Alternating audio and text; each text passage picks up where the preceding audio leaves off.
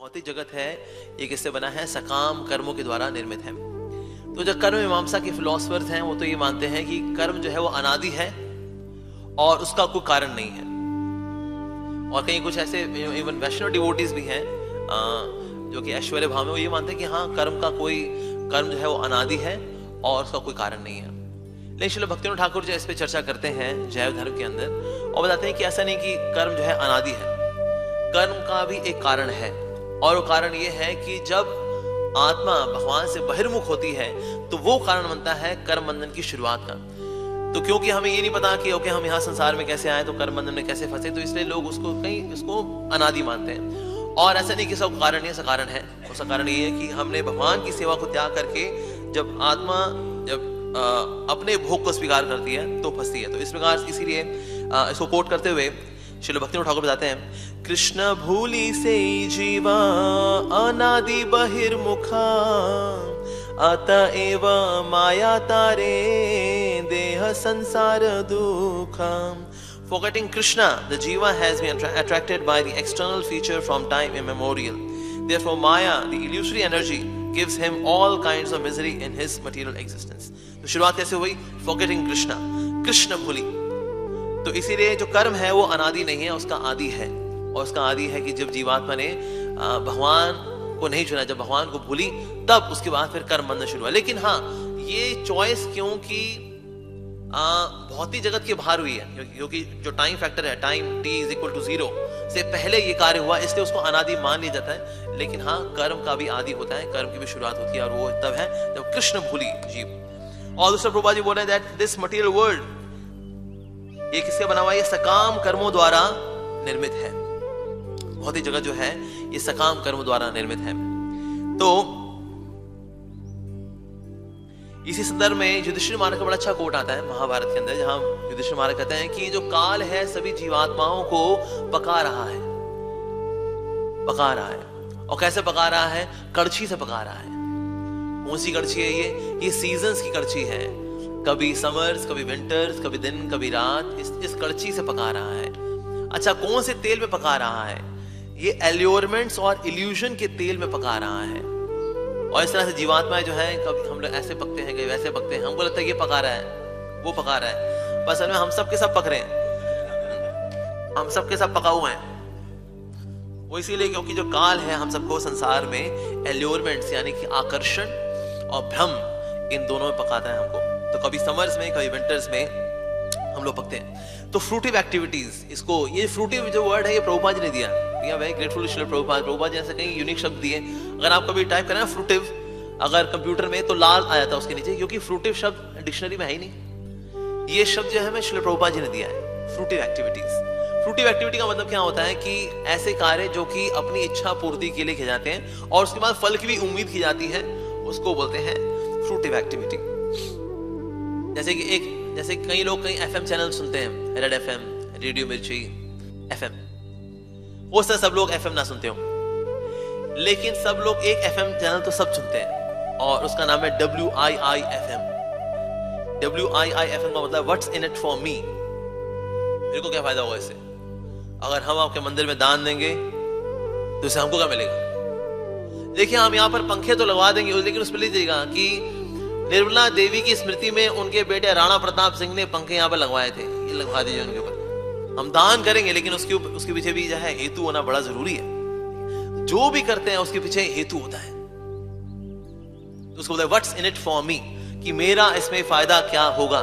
सिर्फ इसी बुद्धि को, इसी कैलकुलेशन के साथ व्यक्ति जो करता है तो उसको बोलते हैं फ्रूटिव एक्टिविटी। जैसे कोई लड़का हो, उसको अगर बोला जाए बेटा तुम्हारी शादी तय करनी है, ये 2 लड़कियां हैं, एक सुंदर है लेकिन बहुत गरीब है, और ये बहुत बदसूरत है लेकिन बहुत अमीर है, किससे शादी करनी है तुमको?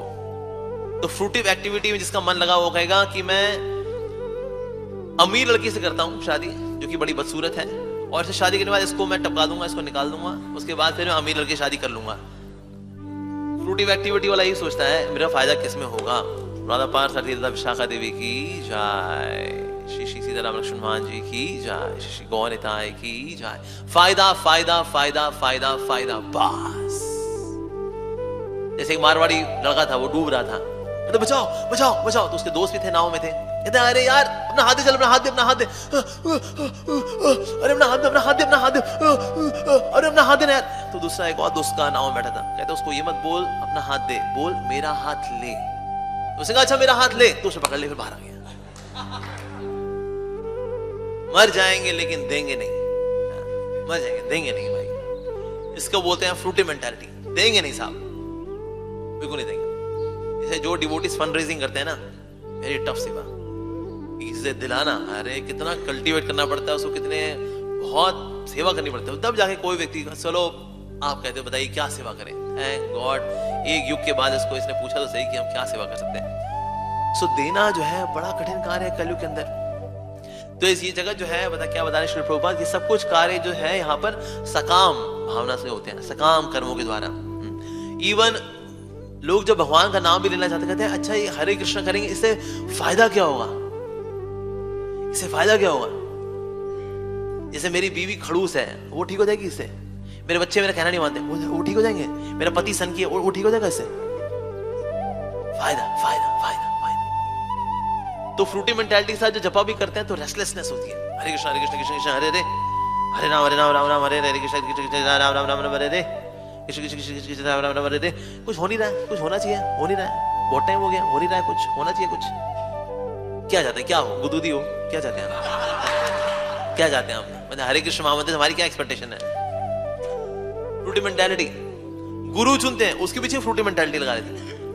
कहते हैं कौन से गुरु यार, कौन से गुरु बढ़िया रहेंगे। कहते हैं जो से गुरु के बढ़िया बढ़िया शिष्य है ना, जो नौकरी लगा दें, हमारे बेटे के लिए लड़की ढूंढ दें, लड़की के लड़का ढूंढ दें, नौकरी लगवा दें, हमारे कहीं को भला करा दें, कौन से बढ़िया है, कौन से बढ़िया रहेंगे। तो वो महाराज जी है ना, उनके बढ़िया बढ़िया शिष्य हैं, उनके बहुत सारे शिष्य इस एरिया में, तो उनसे तो फ्रूटी मेंटालिटी के साथ गुरु चुनना, फ्रूटी मेंटालिटी के साथ जो है भगवान का नाम लेना, फ्रूटी मेंटालिटी। क्योंकि जो अभी संसार में क्या है, फ्रूटी मेंटालिटी ही है जगत के अंदर। तो प्रभुपाद जी बोले एवरीथिंग इज ड्रिवन बाय सकाम कर्म, यानी कि फ्रूटी मेंटालिटी के साथ यहाँ पे सब कुछ कार्य किए जाते हैं।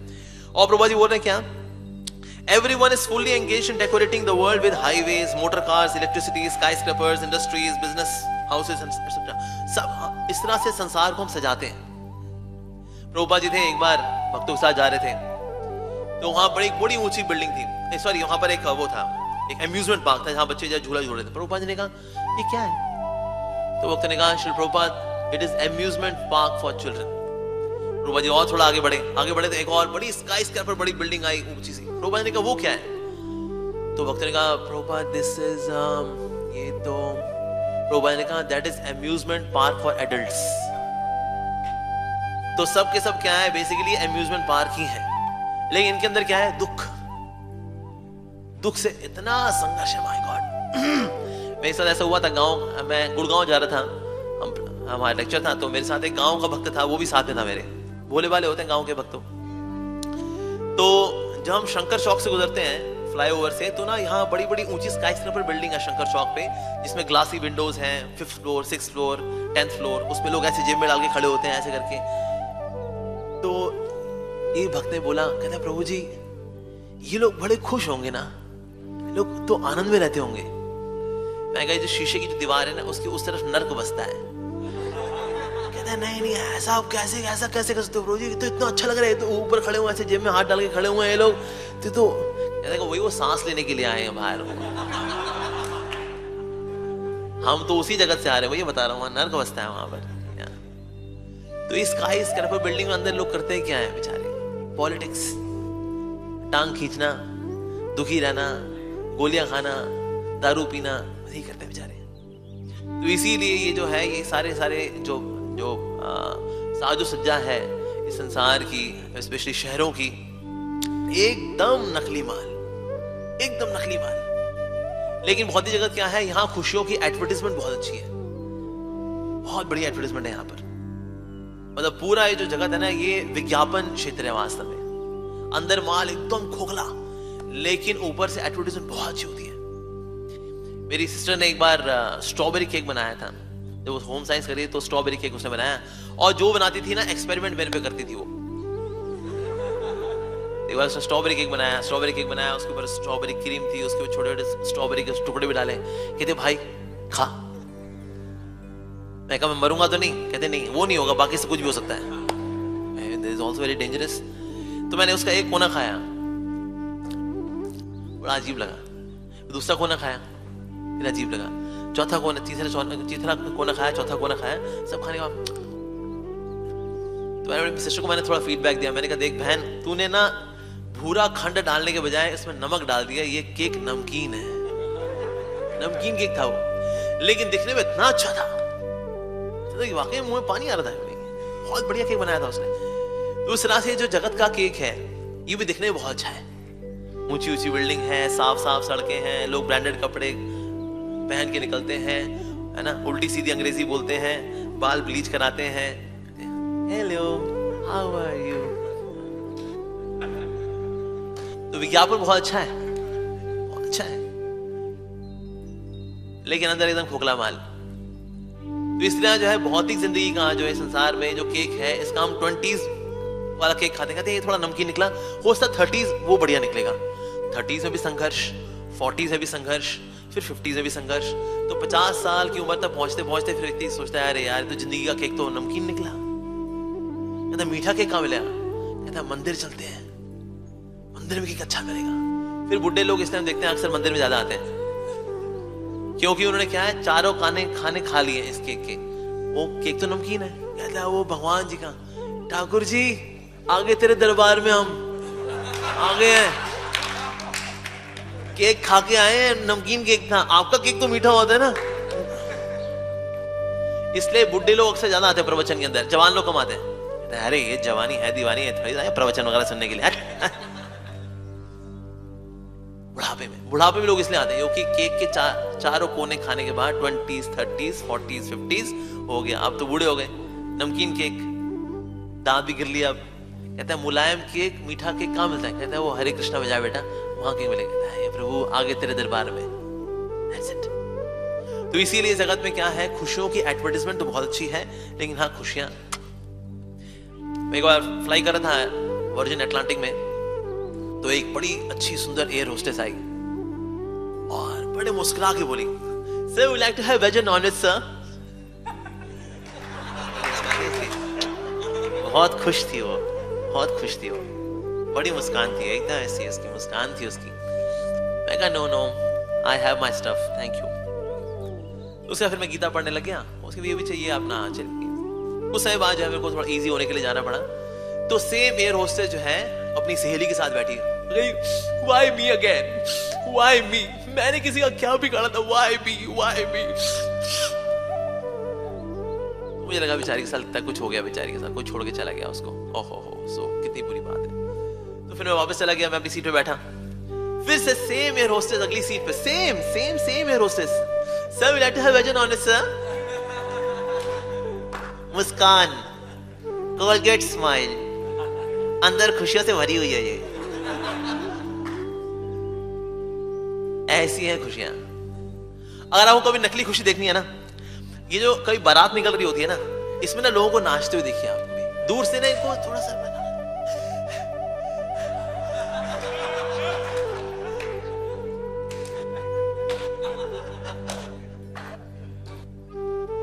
तो विचार आता है क्या ये वाकई में खुश है? This is really happiness। तो संसार क्या है, यहाँ पर खुशियों का दिखावा आता है, जबरदस्त दिखावा, अरे माय गॉड। तो अक्सर जो ज्ञान है चक्षु से संसार को नहीं देखते, वो इससे भ्रमित हो जाते हैं, अच्छा है, बस संसार तो बिल्कुल ऐसा ही है। और फिर प्रोग्राम बनाएंगे आध्यात्मिक जीवन का आखिर में। एक बार एक व्यक्ति था, वो ना नदी किनारे बैठा हुआ था, ऐसे बैठा हुआ। एक व्यक्ति ने उसको देखा, चला गया, एक आध घंटे बाद फिर से आया वो, फिर बैठा हुआ यार। कहते क्या होगा भाई साहब, ऐसे क्यों बैठे हो आप? तो इस व्यक्ति ने कहा मैं वेट कर रहा हूं, एक बार नदी गुजर जाए फिर ना मैं नदी को पार करूंगा। कहते अबे लल्लू लाल, ऐसा कभी होगा कि नदी गुजर जाए फिर तो पार करे? अबे नदी तो बहती रहती है। तो इस भक्त ने कहा, तो इस व्यक्ति ऐसे भक्ति भक्त था, उसने कहा इसी तरह से लोग भी वेट कर रहे हैं, एक दिन सारी इच्छाएं ना निकल जाएं, सारे हमारे एक बार उम्मीदें, सारी एक्सपेक्टेशन, सारी दुनिया के ऑब्लिगेशंस, ड्यूटीज फलानी ढिमकानी हो जाए, उसके बाद फिर भक्त बनेंगे। ये बिल्कुल वैसे गा रहे हैं, इच्छाओं की कोई सीमा नहीं है, इसका कोई अंत नहीं है। तो इसीलिए हमेशा खुशियों की तृष्णाएं हमेशा बनी रहती हैं। तो प्रभुपाद जी इस बात को हाईलाइट कर रहे हैं इस संसार के अंदर इंद्रिय तृप्ति के लिए व्यक्ति पाप कर्म करता है और कैसे हर प्रकार के कार्य करता है जस्ट इंद्रिय तृप्ति के लिए। अब ऐसे कौन कौन आईटी की फुल फॉर्म जानता है? आईटी मतलब information technology, wrong answer. IT की फुल फॉर्म है इंद्रिय तृप्ति। पता है कितने लोग आईटी में काम करते हैं? हम सब आईटी में, we all are in IT. आपको मैं तो हूं, आप सब तो भक्त हैं। खैर इस दुनिया में everyone is in IT industry, क्योंकि आईटी मतलब इंद्रिय तृप्ति। इंद्रिय तृप्ति के लिए सारे कार्य किए जाते हैं। धर्म अर्थ काम मोक्ष तीनों का लक्ष्य है इंद्रिय तृप्ति। इसीलिए धर्म अर्थ काम मोक्ष को श्रीमद् भागवतम से बाहर निकाल दिया गया। इनको इसको रिक्रूटमेंट मिली नहीं इसके अंदर। उसने एप्लीकेशन फाइल की थी, कहते भागवतम में एक चैप्टर दे दो यार, एक chapter, one single chapter sir please sir. Rejected, rejected. तुम्हारी एक भी एप्लीकेशन को हम एक्सेप्ट नहीं करेंगे। कहते अच्छा धर्म को दे दो कम से कम। तुम्हारा धर्म किस लिए है? अर्थ कमाने के लिए। अच्छा अर्थ कमाई क्या करें? काम। और जब काम में पूरा नहीं होगा फिर कहेंगे प्रभु मुक्ति दे दो, प्रभु मोक्ष दे दो, प्रभु ओ प्रभु मुक्ति के लिए आए हम। तो भगवान का भक्त होता है उसके लिए ना धनम, भगवान के पास इसलिए आता है वो, प्रभु ना धनम। अच्छा ना धनम पक्का? कसम से ना धनम। अच्छा तो तेरे को जन्म चाहिए होंगे, यानी कि तेरे को लोग चाहिए, लोग तारीफें करें, हार पहनाएं, तेरी जय जयकार करें, वो चाहिए तेरे को? ना जन्म।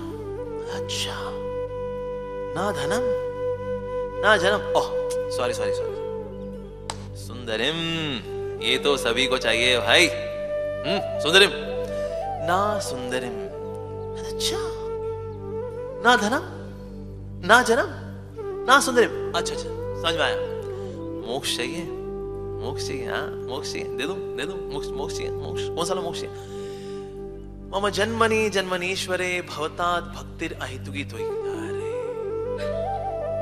मम जन्मनि जन्मनीश्वरे, यानी जन्म जन्मांतर में क्या हो? आपकी अहेतुकी भक्ति बनी रहे। अच्छा भक्ति चाहिए तेरे को? क्या करेगा भक्ति से? भक्ति से कुछ नहीं मिलता। नहीं प्रभु हमें तो आपकी भक्ति चाहिए बस। सोच ले पिछले 4 जो चीजें हैं ना, धनम जन्म सुंदरिम मोक्ष, नो इंटरव्यू अभी दे दूंगा। नहीं प्रभु अब इंटरव्यू ले लो। लेकिन वो जो 5वीं चीज है वो चाहिए, पंचम पुरुषार्थ। वो क्या? कृष्ण प्रेम, भवतात् भक्तिर् अहेतुकी त्वयि, ये चाहिए प्रभु। ठीक है इंटरव्यू होगा, अभी अंदर आ जाओ। सुनो माया देवी, इसका अच्छे से इंटरव्यू लो। उसका योग माया, इसका इंटरव्यू लेना। उसे मेरे पास इंटरव्यू के लिए भेजना है, इंटरव्यू लेके भेजेंगे। क्यों? क्योंकि जो भक्ति है वो है श्री कृष्ण आकर्षणी। तो ये कृष्ण आकर्षणी जो है ना, उसको इतनी आसानी से भगवान नहीं देते। लेकिन हाँ इंद्रिय तृप्ति के लिए कैसा भी इंद्रिय तृप्ति का सुख हो वो भगवान तुरंत ऑफर कर देते हैं जीवात्मा को। और प्रभुपाद जी साथ ही बता रहे हैं कि संसार में क्या है, खुशियों की पीछे एक दौड़ है, लेकिन खुशियां वहां से मिलती नहीं है। हम देखें शरीर में, प्रभुपाद जी बोले शरीर को यहाँ पर एग्जाम्पल के तौर पे ले रहे हैं कि शरीर में देखें तो कष्ट ज्यादा है, सुख कम है। कष्ट ज्यादा मिलते हैं। अगर कोई माने को कोई गिनती करे कि शरीर से कितने प्रकार के सुख मिल सकते हैं, तो कितने प्रकार के हो जाएंगे। मान लो कोई सुंदर चीज देख ली, कुछ मधुर सुन लिया, कुछ मुलायम चीज को छू लिया, है ना, और क्या कुछ स्वादिष्ट चीज को खा लिया, किसी संगी साथी के साथ घूम लिया। 5 6 चलो इसको 20 मान लेते हैं, अभी हमको इतना याद नहीं आ रहे। 20 तरीके हैं शरीर से सुख लेने के। अच्छा तो शरीर से दुख लेने के कितने तरीके हैं? एक है कि अगर हम प्लास से नाखून को खींच के निकालें तो प्लास, एक तरीका ये है। दूसरा है कि अगर हम बॉडी में बहुत छोटे छोटे ऐसे कट्स लगाएं ब्लेड से, उसमें एक एक बूंद हार्पिक डाल दें, ये भी एक तरीका है। ठीक है, अगर आंखों में लाल मिर्ची डाल दें, ये बहुत अच्छा तरीका है। या किसी के मुंह के अंदर बिच्छू डाल दें, ये बहुत अच्छा तरीका है। इस तरह घर कितने तरीके हैं कि हम कष्ट दे सकेंगे शरीर को, अनगिनत तरीके हैं। तो शरीर जो है ये भोग के लिए कम बना है, ये कष्ट देने के लिए ज्यादा बना है। तो वही प्रभुपाद इस बात को हाईलाइट कर रहे हैं कि जो भौतिक भोग है ये कष्ट ज्यादा देता है और सुख ही वास्तव में कम देता है। भौतिक जगत में मिलने वाला सुख जो है वो इसी प्रकार का है। Okay, back to God magazine में एक बड़ा अच्छा एक आर्टिकल आया था, क्योंकि बैक टू गॉड मैगजीन में एक सेक्शन है how I came to Krishna consciousness, मैं कृष्ण भक्ति में कैसे आया। तो उसमें एक भक्त थे, उनका आया था कि वो भक्ति में कैसे आए। बहुत दुखी थे, सुख की बड़ी आकांक्षा थी उनको, लेकिन बहुत दुखी थे वो। तो उस समय जो है बॉलीवुड में एक गाना निकला था, आ लेके चलूं मैं तुझको एक ऐसे गगन के तले, जहां गम भी ना हो आंसू भी ना हो, बस प्यार ही प्यार मिले। वाह क्या गाना है यार, बहुत बढ़िया गाना। तो अक्सर वो गुनगुनाया करते थे इसको, इससे ना उनको उम्मीद मिलती थी कि नहीं एक जगह ऐसी होगी जहां गम भी नहीं होगा, जहां आंसू भी नहीं होगा, बस प्यार ही प्यार मिलेगा, ऐसी कोई जगह होगी। तो उन्होंने काफी सोचा इस बारे में, कहता लेकिन मुझे ऐसी जगह मिली नहीं। तो उन्होंने सोचा कि लिरिक्स राइटर के पास जाते हैं। तो बॉलीवुड के जो लिरिक्स राइटर थे उनके पास गए, कहते भाई साहब ये आपने जो लिखा है सॉन्ग, आ लेके चलूं मैं तुझको इस एक ऐसे गगन के तले, जहां गम भी ना हो आंसू भी ना हो, बस प्यार ही प्यार मिले, आपने ऐसी जगह देखी है? तो जो लिरिक्स लिखने वाला राइटर था उसने कहा कि देखो हम लोग क्या है बॉलीवुड के लिए गाने लिखते हैं और कल्पना करके कुछ ना कुछ लिख देते हैं। भाई गाना लिखना जरूरी है तभी तो पैसा आएगा, पर मुझे नहीं लगता ऐसी कोई जगह होगी जहां गम भी ना हो आंसू भी ना हो, बस प्यार ही प्यार मिले, ऐसी मुझे लगता है ऐसी कोई जगह होगी। तो ये थोड़ा तो निराश हो गया व्यक्ति। लेकिन अगर व्यक्ति ने अगर लिखा है तो कहीं ना कहीं तो होनी चाहिए ना। ये सोचते सोचते क्या हुआ, मुंबई में जो समुद्र है उसके बीच पे जाके बैठ गया। कहते यार ऐसी जगह उसने लिख तो दी, क्या होनी नहीं चाहिए ऐसी कोई जगह जहां गम भी ना हो आंसू भी ना हो, बस प्यार ही प्यार मिले। तो तभी बीच पे जो है कुछ डिवोटीज हरे कृष्ण महामंत्र कीर्तन करते हुए आ रहे थे और कीर्तन कर रहे थे और खुल के नाच रहे थे, खुल के नाच रहे थे, खुल के गा रहे थे। कपड़े उनके पसीने से तरबतर हो रखे थे और जो है अलग अलग तरह की कॉन्स्टलेशंस और कोरियोग्राफी में डांस करते, कभी ऐसे डांस करते कभी वैसे डांस करते। इनको देख के उसे लगा हाँ जहां गम भी ना हो आंसू भी ना हो, बस प्यार ही प्यार भले, ये है। तो फिर वो जो है डिवोटी से ज्वाइन कर लिया उन्होंने, और डिवोटी से ज्वाइन करते हुए वो कीर्तन करते करते जो है वो भक्तों के साथ पहुंच गए। और जब मंदिर पहुंचे तो मंदिर जाके पता लगा हाँ यार सारे डिवोटीज ऐसे, सारे भक्ति ऐसे, गम भी ना हो आंसू भी ना हो, बस प्यार ही प्यार मिले। क्योंकि ये क्या है, ये वैकुंठ है। वैकुंठ मतलब बिना कुंठा के, वै मतलब बिना, कुंठा मतलब एंजाइटी या दुख, बिना दुख के बिना कष्ट के, दैट इज वैकुंठ। तो अगर कोई वैकुंठ में भी दुखी है तो उसका क्या कर सकते हैं? तो कोई मंदिर आया कहता है मैं दुखी हूं, तो क्यों हाँ मंदिर आ गया यार। तो जो मंदिर में भी दुखी है वो जहर कहां जाएगा, राइट? तो इसीलिए वास्तविक सुख जो है वो भगवान की सेवा में है, भगवान के संपर्क में है। और भगवान से जब हम दूर जाते हैं तो निश्चित रूप से दुखी होते हैं। एक और डिवोटी का बारे में आया था बैक टू वर्ल्ड मैगजीन में, how we came to Krishna consciousness. I think it was शायद चंद्रमौली महाराज थे, नहीं नॉट चंद्रमौली महाराज, ये थे जयदेव महाराज के जो डिसाइपल क्या, कदम कानन महाराज। यस, कदम कानन महाराज। वो शेयर करते थे वो कृष्णा कॉन्शियसनेस में कैसे आए। ये क्या करते थे, अपने दोस्तों के साथ एक गेम खेलते थे। वो क्या गेम था कि ना टेलीविजन पे जो कुछ भी चल रहा है उसको म्यूट कर देते थे, और म्यूट करने के बाद ना उस पर अपने डायलॉग्स निकाल देते थे और उस पर फिर अपना हंसा करते थे। तो इस तरह जो चैनल चेंज करेंगे उसमें वो दो लोग बातचीत कर रहे हैं, ऐसे कुछ कर रहे हैं, तो ये अपना उसमें दिया करते थे, अपना कमेंट्री दिया करके। उनका दोस्त भी बोलेगा ओके इनका दोस्त ने इस ये वाला कैरेक्टर को पकड़ लिया, मैंने इस कैरेक्टर को पकड़ लिया, तो लगे अपने अपने डायलॉग बोल के और फिर वो इसलिए इनका फन था इनका। वो क्या चैनल चेंज करते करते जो है इस तरह से डिवोटीज आ गए उसके अंदर, और दे वर चैंटिंग हरे कृष्ण महामंत्र कीर्तन कर रहे थे, नाच रहे थे, गा रहे थे और बड़े। इसको ना म्यूट किया लेकिन ना वो कुछ कर नहीं पाया इसके ऊपर। इसमें क्या बोले हम, ये तो पहले से बहुत खुश है, इसका वॉल्यूम बढ़ा, उसका वॉल्यूम बढ़ा, फिर उसको म्यूट हटाया, उसका वॉल्यूम बढ़ाया, उसको वॉल्यूम बढ़ाया। उसमें डिवोटीज हैं, they are talking about Krishna, chanting Hare Krishna. यार ये तो अलग ही प्राणी लोग हैं, ये तो एक अलग ही प्रजाति देख रहे हैं हम ये।